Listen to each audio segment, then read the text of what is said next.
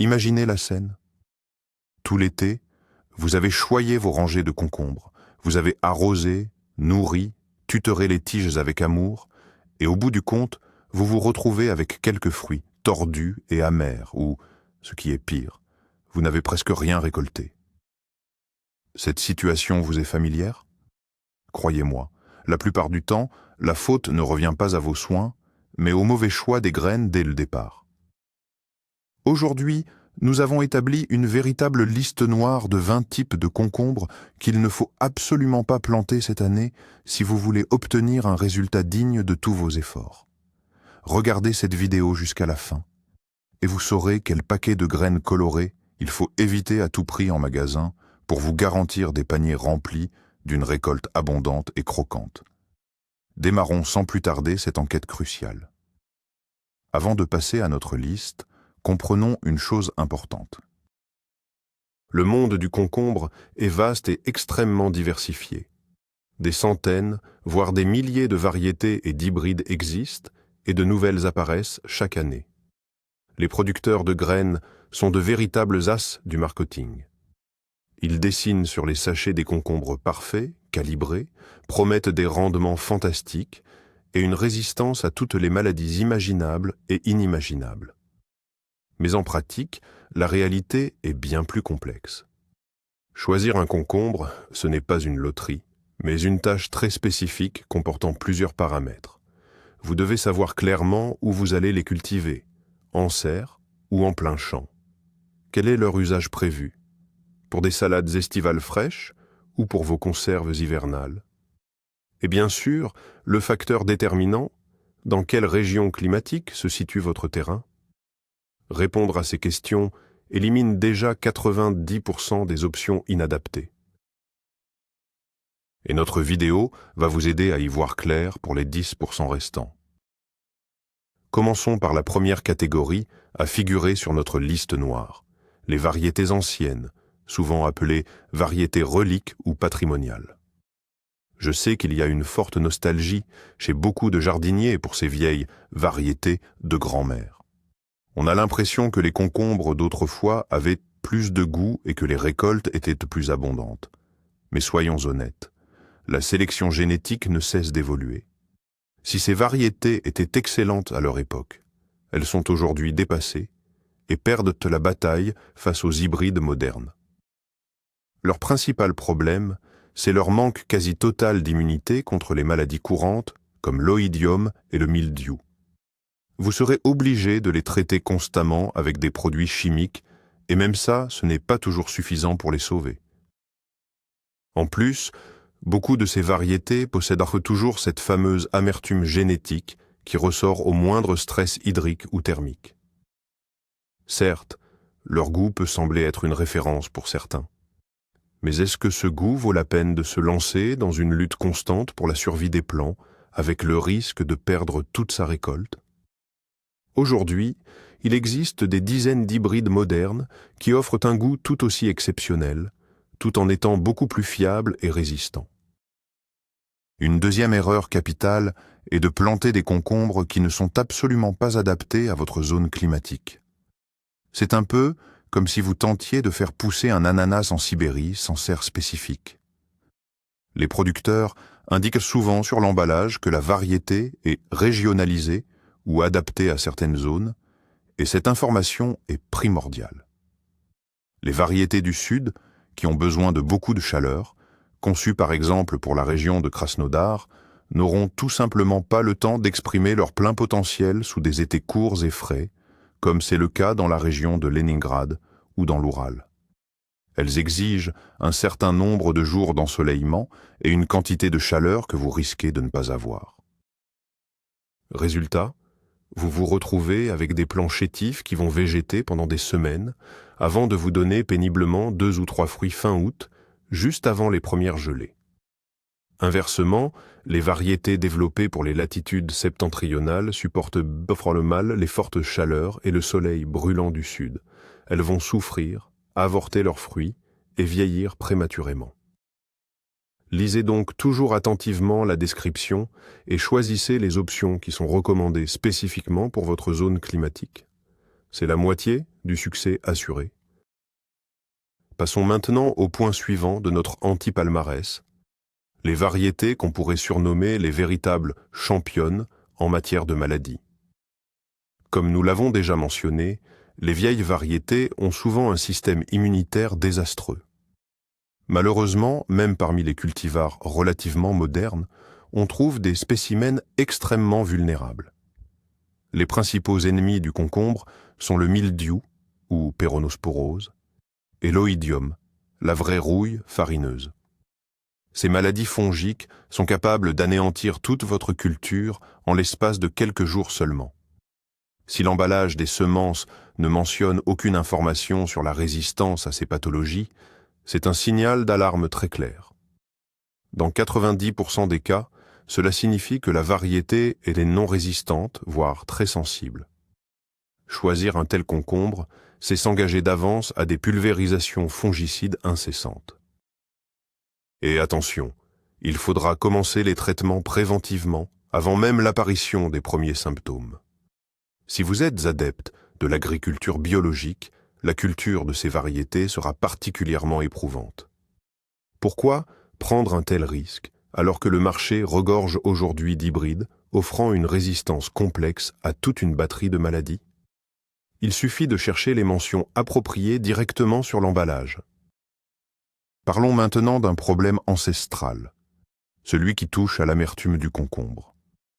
Beaucoup de jardiniers croient encore dur comme fer que cette amertume est uniquement due à un arrosage irrégulier ou insuffisant. C'est vrai, mais ce n'est qu'une partie de la vérité. Il existe toute une catégorie de variétés, souvent issues d'anciennes sélections, qui portent en elles ce qu'on appelle le amertume génétique.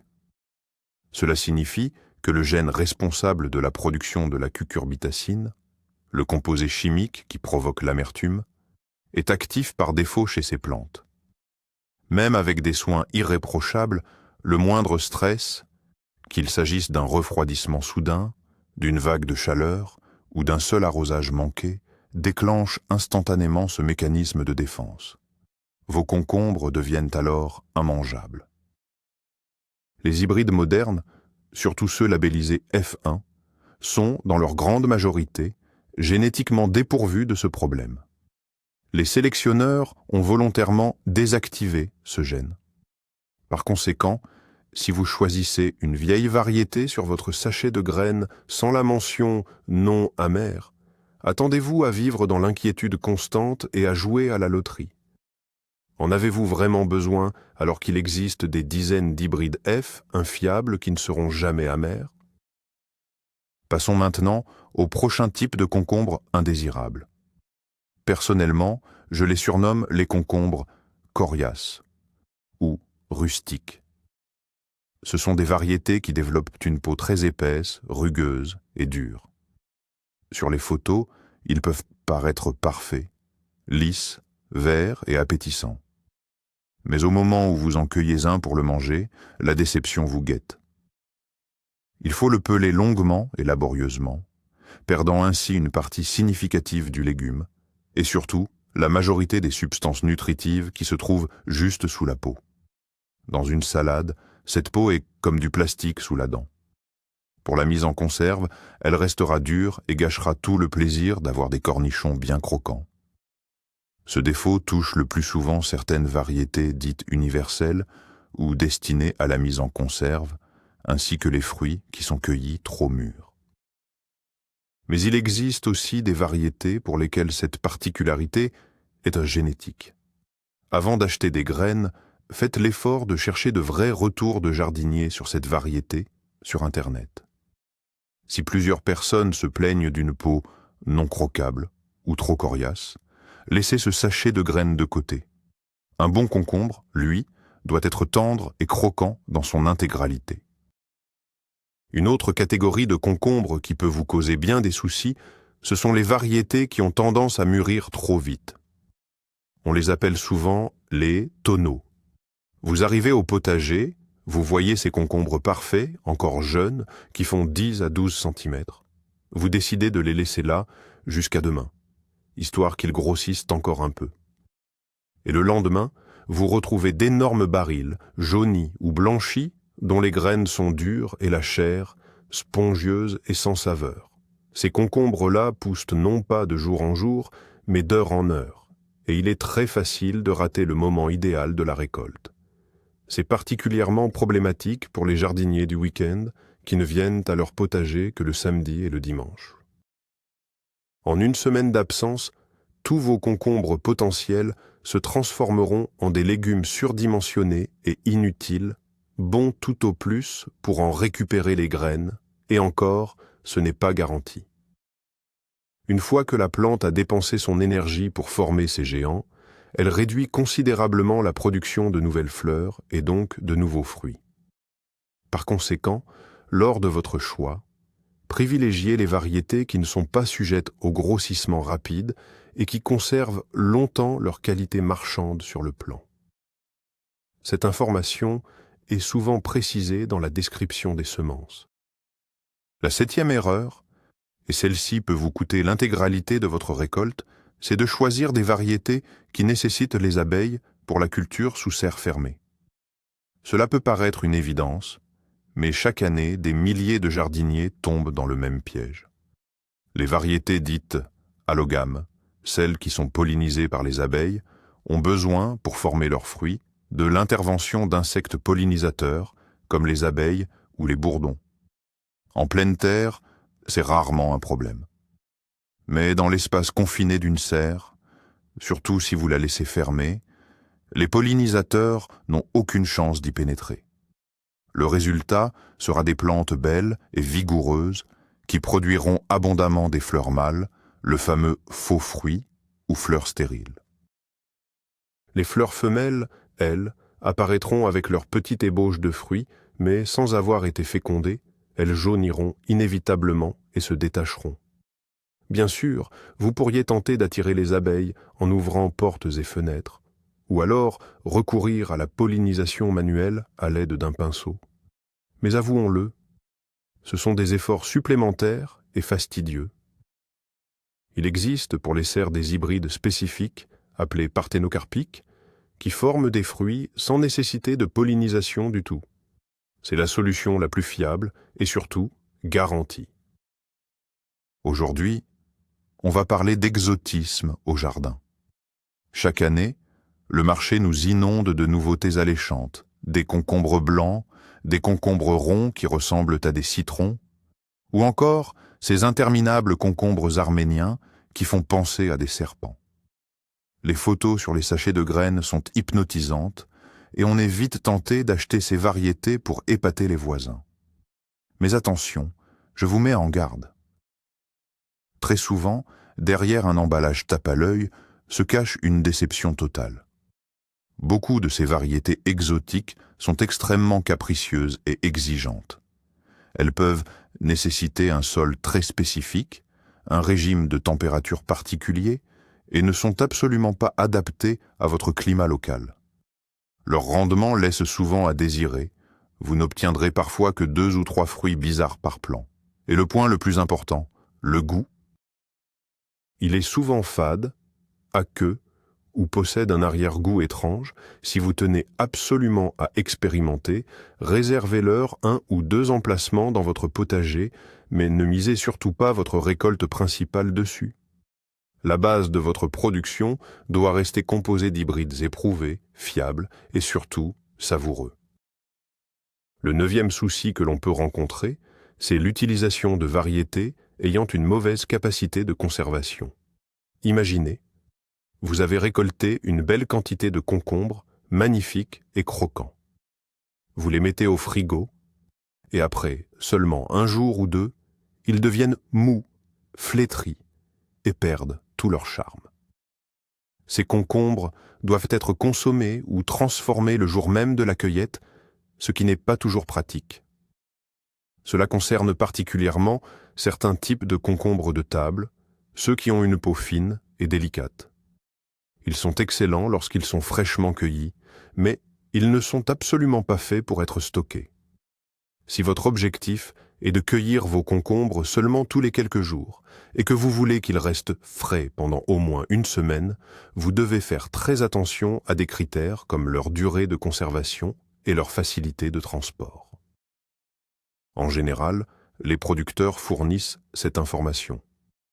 Les variétés destinées à la mise en conserve ou au marinage se conservent généralement beaucoup mieux. Elles possèdent une chair plus dense et restent fermes plus longtemps. Choisir ce type de variété vous fera économiser des soucis et vous évitera de jeter votre récolte gâchée. Passons maintenant à la gigantomanie, autrement dit, la course effrénée à la taille au détriment de la qualité. Il s'agit de ces variétés qui produisent des fruits extrêmement longs, atteignant parfois jusqu'à 1 demi-mètre. L'exemple le plus connu, ce sont les concombres chinois. À première vue, c'est très tentant. On cueille un seul concombre et on nourrit toute la famille avec une salade. Mais en pratique, ces variétés géantes présentent de sérieux inconvénients. Premièrement, le goût. Il est très souvent aqueux et sans saveur. Toute l'énergie de la plante est absorbée par la croissance et il n'en reste plus assez pour accumuler les sucres et les composés aromatiques. Deuxièmement, la consistance. La chair est souvent molle, voire spongieuse, et la loge séminale est disproportionnée. Troisièmement, ces concombres demandent souvent un palissage méticuleux. Il faut tutorer non seulement la liane, mais aussi soutenir chaque fruit individuellement, car leur poids peut facilement casser la tige. Enfin, il est impossible de les mettre en conserve entiers. Il faut obligatoirement les couper en morceaux. Réfléchissez donc bien. Avez-vous vraiment besoin d'un tel géant? Bien souvent, une dizaine de petits concombres, mais bien sucrés et croquants, vous apporteront une bien meilleure satisfaction gastronomique. La 11e catégorie de concombres à bannir, ce sont les variétés dites à récolte unique ou jetables, celles qui ont une période de fructification très courte, bien qu'elle soit très intense. Vous les plantez, ils poussent rapidement, donnent toute leur récolte en l'espace de 2 ou 3 semaines, puis ils vieillissent brutalement, jaunissent et s'arrêtent de produire. C'est ce que l'on appelle la maturité groupée. Ce type de production est idéal pour les agriculteurs qui doivent ramasser rapidement tout le champ pour le vendre en gros. Mais pour le jardinier amateur, celui qui veut des concombres frais tout l'été, c'est une option très peu pratique. En juillet, vous vous retrouverez avec un déluge de concombres dont vous ne saurez plus quoi faire, et en août, le rang sera déjà vide. Il est beaucoup plus pratique de choisir des hybrides à période de fructification prolongée, c'est-à-dire étalée dans le temps. Ces plantes donnent leur récolte par vagues, petit à petit, et ce, jusqu'aux premières gelées. Elles conservent un aspect sain plus longtemps et forment constamment de nouvelles nouaisons. Cela vous permettra d'avoir des concombres frais sur votre table de juin à septembre. Passons maintenant à la question de la difficulté d'entretien. Il existe des variétés qui exigent une taille complexe et minutieuse. Il s'agit généralement d'hybrides indéterminés à croissance très vigoureuse, surtout quand ils sont destinés à la culture sous serre. Pour obtenir le rendement promis, vous devrez procéder régulièrement à des opérations de taille, l'ébourgeonnage, c'est-à-dire la suppression des gourmands ou pousses latérales, l'élimination des départs axillaires inférieurs et le pincement. Sans cela, la plante se transformera en une jungle dense et incontrôlable, mal aérée, sujette aux maladies, et qui ne produira que des fruits petits et difformes. Pour un jardinier expérimenté, cela ne pose aucun problème. Mais si vous débutez ou si vous manquez simplement de temps pour ce rituel hebdomadaire de taille et de soin autour de chaque plant, ce type de variété deviendra vite une source de stress. Heureusement, les sélectionneurs ont créé de nombreuses variétés avec une croissance latérale limitée, ou ce que l'on appelle le type de fructification en bouquet, où les fruits se forment directement sur la tige principale. Ces variétés ne nécessitent quasiment pas de taille, ce qui simplifie considérablement l'entretien. La 13e erreur courante, souvent faite dans un souci d'économie, est de récolter et de semer les graines issues d'hybrides F1. L'année dernière, vous avez peut-être acheté un hybride remarquable qui vous a donné une récolte fantastique, des concombres délicieux, bien formés, et des plants qui n'ont pas souffert des maladies.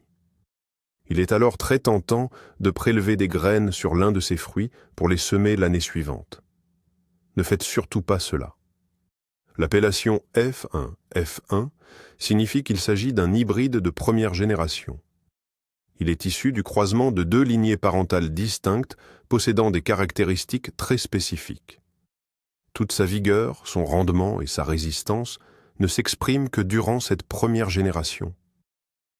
Si vous semez les graines récoltées sur un tel hybride, vous assisterez à une ségrégation des caractères. Ces graines donneront naissance à un assortiment de plants très hétérogène. Certains ressembleront à un parent, d'autres au second, mais la majorité sera totalement imprévisible, stérile, malade, avec des fruits difformes et sans saveur. Vous allez gaspiller du temps et de l'espace dans votre potager pour, au final, n'obtenir qu'une immense déception. Les semences d'hybride F1 doivent impérativement être rachetées chaque année. Le 14e point peut paraître un peu étrange, mais il est crucial, surtout si vous avez un petit potager. Il s'agit des variétés dites agressives. Nous parlons ici de variétés de concombres très vigoureuses et très coureuses qui peuvent envahir un espace considérable en très peu de temps. Leurs tiges peuvent facilement atteindre 5 à 6 mètres de long, s'étalant dans toutes les directions. Si vous ne leur offrez pas un tutorage vertical solide et fiable, elles vont rapidement recouvrir non seulement leur propre parcelle, mais aussi celle d'à côté. Elles étoufferont sans pitié les plants voisins, qu'il s'agisse de tomates, de poivrons ou d'herbes, en les privant de lumière et de nutriments. Le résultat ? Vous vous retrouverez avec énormément de feuillage de concombre et une récolte très maigre chez vos voisins. Gérer un tel envahisseur se transforme en une tâche constante de redirection et de palissage de ces tiges.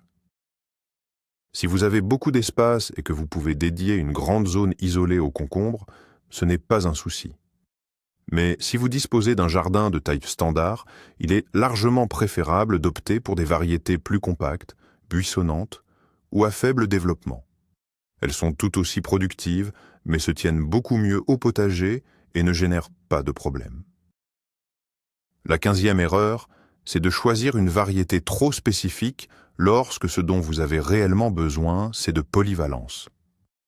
On classe généralement les concombres en 3 grandes catégories, ceux destinés aux salades, ceux pour les conserves ou cornichons, et les polyvalents.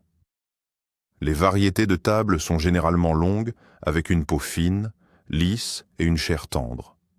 Elles sont excellentes crues, mais elles ont tendance à devenir molles, voire caoutchouteuses, une fois mises en conserve. Les concombres à conserve, au contraire, sont courts, avec une peau épaisse et bosselée et une chair qui reste croquante. Ils sont parfaits pour les bocaux, mais ils peuvent sembler un peu rustiques ou trop fermes en salade. Si vous êtes certain de ne faire que des conserves, optez sans hésiter pour une variété à cornichons. Si vous les consommez uniquement frais, choisissez une variété de table. Mais la plupart des jardiniers amateurs souhaitent pouvoir faire les deux. Dans ce cas, se limiter à une seule variété ultra spécialisée est une erreur. Privilégiez les hybrides polyvalents. Ils combinent les avantages des 2 types, une peau assez tendre pour être mangée en salade et une chair suffisamment ferme pour rester croquante après la mise en conserve. C'est le choix le plus pratique pour votre potager personnel. Les variétés tardives représentent un autre piège classique pour les jardiniers dans les régions où l'été est court. La durée de maturation est l'une des caractéristiques essentielles à prendre en compte. Elle se calcule à partir du moment où les semis apparaissent, c'est la levée, jusqu'à la première récolte. Les variétés sont généralement classées en 3 catégories. Précoces, qui donnent leur récolte en 38 à 45 jours, de saison ou semi-précoce, qui demande 45 à 55 jours, et tardive, au-delà de 55 jours. Si votre saison estivale ne dure que 3 mois et que les nuits deviennent froides dès le mois d'août, planter une variété tardive, c'est prendre le risque de ne jamais voir la moindre récolte. Le temps qu'elle développe son feuillage et se prépare à fructifier, la saison sera déjà terminée. Ces variétés sont spécifiquement conçues pour les régions du Sud, bénéficiant de périodes chaudes et longues. Pour les régions centrales, la Sibérie ou l'Oural, il est bien plus sûr d'opter pour des hybrides précoces, voire ultra précoces. Ceux-ci auront le temps de donner leurs fruits, même si l'été est très court. Et si vous voulez prolonger la saison de récolte, vous pouvez planter, en plus des variétés précoces, des variétés de saison qui commenceront à fructifier un peu plus tard. La 17e contrariété qui peut vous guetter concerne les concombres ayant tendance à former des cavités à l'intérieur. De l'extérieur, le fruit paraît parfait. Il est beau, régulier et bien vert. Vous le coupez en deux et c'est le vide absolu. Un tel concombre n'est bon ni pour la salade, ni, encore moins, pour la mise en conserve ou la marinade. Lorsque vous le conservez, la saumure s'accumule dans ces espaces creux, rendant le concombre mou et insipide. Les causes de la formation de ces cavités peuvent être multiples. Cela peut provenir de carences nutritionnelles ou d'un arrosage incorrect. Mais très souvent, il s'agit d'une caractéristique propre à la variété. Certains cultivars sont génétiquement prédisposés à ce type de problème. Malheureusement, les producteurs de semences ne mentionnent que rarement ce défaut sur l'emballage. C'est là que les avis des autres jardiniers vous sont d'une aide précieuse. Avant d'acheter une variété inconnue, prenez la peine de chercher des informations à son sujet sur les forums ou dans les groupes de passionnés. S'il y a des plaintes récurrentes concernant des concombres dits creux, mieux vaut vous abstenir de les acheter. Choisissez plutôt des variétés dotées d'une chair dense, homogène et sans cavité. Le 18e point concerne les exigences de la plante vis-à-vis du sol. Certes, les concombres apprécient généralement une terre fertile et bien ameublée. Mais attention, certaines variétés sont de véritables divas qui ne donneront de bons résultats que sur un sol parfait. Elles sont extrêmement sensibles à l'acidité et réclament un pH strictement neutre. Elles supportent très mal le moindre déséquilibre en micro-éléments. La réaction est immédiate. Jaunissement des feuilles, chute des jeunes fruits et déformation des concombres. Si votre jardin présente une terre lourde et argileuse, ou à l'inverse, un sol sableux et pauvre et que vous n'êtes pas prêt à investir beaucoup d'énergie pour l'amender, apport de compost, de fumier, chaulage pour désacidifier, évitez absolument ces variétés capricieuses. Privilégiez plutôt des hybrides plus adaptables et moins exigeants. Les sélectionneurs ont fait d'énormes progrès dans ce domaine.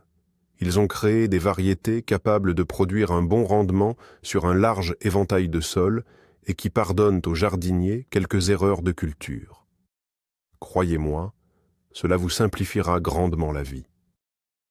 La 19e règle qui vous épargnera bien des déceptions, n'achetez jamais de graines anonymes de la main à la main sur le marché. Certes, une charmante grand-mère pourra vous assurer qu'il s'agit des semences du meilleur concombre au monde, le plus productif et le plus savoureux, qu'elle cultive depuis 30 ans. Peut-être dit-elle la vérité, mais dans votre situation, vous ne pouvez avoir aucune certitude. Premièrement, vous ignorez s'il s'agit d'une variété ou d'un hybride. Si c'est un hybride, comme nous l'avons déjà mentionné, vous risquez de faire pousser n'importe quoi à partir de ces graines. Deuxièmement, vous n'avez aucune idée des conditions de stockage de ces semences. Elles ont pu geler ou prendre l'humidité et leur taux de germination sera alors proche de 0. Troisièmement, en achetant ces graines, vous risquez de véhiculer sur votre terrain des agents pathogènes ou des maladies dangereuses. Les producteurs professionnels, eux, désinfectent et traitent systématiquement leur matériel. En achetant des semences dans un emballage de marque auprès d'un producteur connu et reconnu, vous obtenez la garantie de la conformité variétale, d'une bonne faculté germinative et surtout de la sécurité sanitaire. Vouloir faire des économies dans ce domaine peut très vite se transformer en pertes importantes. Et pour finir, le 20e et dernier point de notre liste, les variétés industrielles au potager. Ce sont des hybrides spécialement conçus pour les grands groupes agroalimentaires. Leurs principaux atouts, un rendement maximal, une transportabilité idéale et une très longue durée de conservation. Leurs fruits sont d'une taille parfaitement uniforme, dotés d'une peau épaisse qui leur permet de supporter de longs transports sans dommage. Ça a l'air prometteur, n'est-ce pas? Mais il y a un énorme inconvénient, le goût. Ou, pour être plus précis, son absence quasi totale. On surnomme souvent ces concombres des variétés en plastique ou en verre. Ils sont aqueux, sans arôme, et n'apportent aucun plaisir gustatif. Ils sont créés uniquement pour être jolis et résister sur l'étal du supermarché. Pour notre propre jardin, en revanche, nous recherchons tout autre chose. Un goût prononcé, de l'arôme et une chair tendre et croquante. Ne vous laissez donc pas séduire par des caractéristiques purement industrielles. Lisez attentivement la description de la variété. Si l'accent est mis sur la transportabilité et la capacité de conservation plutôt que sur les qualités gustatives, il y a de fortes chances que ce ne soit pas le meilleur choix pour votre potager personnel. Ainsi, comme vous pouvez le constater, derrière un bel emballage de graines peut se cacher une véritable déception. Notre liste noire est certes impressionnante, mais le message clé que nous voulions faire passer est le suivant. Le choix des semences doit être fait de manière éclairée. Il ne faut pas se fier aveuglément à la publicité, ni courir après l'exotisme. Le secret d'une récolte abondante ne se trouve pas au potager. Il se prépare dès l'hiver, lorsque vous parcourez les catalogues de semences et planifiez vos futures cultures. Étudiez attentivement les caractéristiques, choisissez les variétés adaptées précisément à vos conditions et à vos objectifs. Alors, vous verrez, vos efforts porteront leurs fruits. Merci d'avoir regardé cette vidéo importante jusqu'au bout. J'espère que notre liste vous aidera à éviter les erreurs regrettables. Si cette vidéo vous a été utile, mettez un pouce bleu et abonnez-vous à notre chaîne pour ne manquer aucun de nos prochains conseils pour votre jardin et votre potager. Maintenant, j'ai une question pour vous. Quelles variétés de concombres vous ont personnellement déçu? Écrivez leur nom dans les commentaires. Ensemble, nous pourrons créer un anti-classement populaire et nous aider mutuellement.